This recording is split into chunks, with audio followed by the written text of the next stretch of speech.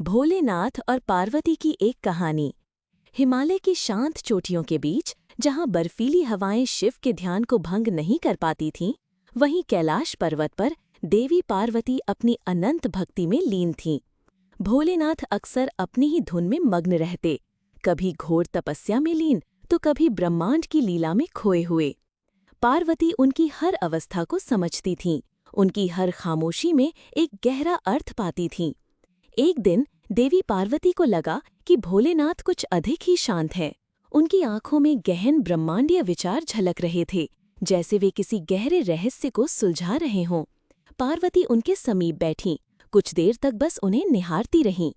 फिर उन्होंने कोमल स्वर में पूछा, हे प्राणनाथ, आज आप किस विचार में इतने लीन हैं? क्या कोई ऐसी बात है जो आपके मन को व्यथित कर रही है? भोलेनाथ ने अपनी आंखें खोलीं, उनकी दृष्टि पार्वती पर पड़ी और एक हल्की मुस्कान उनके चेहरे पर तैर गई। उन्होंने कहा, देवी, मैं इस संसार की नश्वरता और क्षणभंगुरता पर विचार कर रहा था। हर वस्तु का एक आरंभ है और एक अंत भी। पार्वती ने मुस्कुराते हुए कहा, परंतु प्राणनाथ, कुछ तो ऐसा भी है जो नित्य और शाश्वत है, जैसे आपकी चेतना और मेरा आपके प्रति प्रेम। भोलेनाथ ने पार्वती की ओर देखा। उन्हें पार्वती के शब्दों में एक गहरा सत्य दिखा। उन्होंने कहा, तुम्हारा प्रेम ही तो वो डोर है जो इस संसार को जोड़े रखती है, जो मेरी समाधि को भी सार्थक बनाती है। पार्वती ने आगे कहा, और यही तो संसार का संतुलन है देव। जहाँ एक ओर विनाश है, वहीं दूसरी ओर सृजन भी है। जहाँ दुख है, वहीं प्रेम और आनंद भी है। आप वैराग्य हैं और मैं गृहस्थी।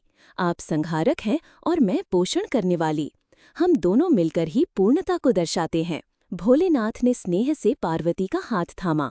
उन्हें लगा कि पार्वती ने उनके मन के सभी प्रश्नों का उत्तर एक ही पल में दे दिया है। उन्होंने पार्वती के प्रेम और समझ की गहराई को महसूस किया। उनकी खामोशी में ही एक पूरी कहानी छिपी थी और पार्वती उसे बिना कहे ही समझ लेती थी। उस दिन के बाद जब भी भोलेनाथ गहन विचारों में डूबते, पार्वती उनके पास आकर बैठ जाती। उन्हें पता था कि उनके प्रेम और उपस्थिति मात्र से ही भोलेनाथ को अपने प्रश्नों के उत्तर मिल जाते थे। उनकी यह कहानी यही बताती है कि सच्चा प्रेम केवल भावनाओं का मेल नहीं, बल्कि गहरी समझ, सम्मान और एक दूसरे के सार को आत्मसात करने का नाम है।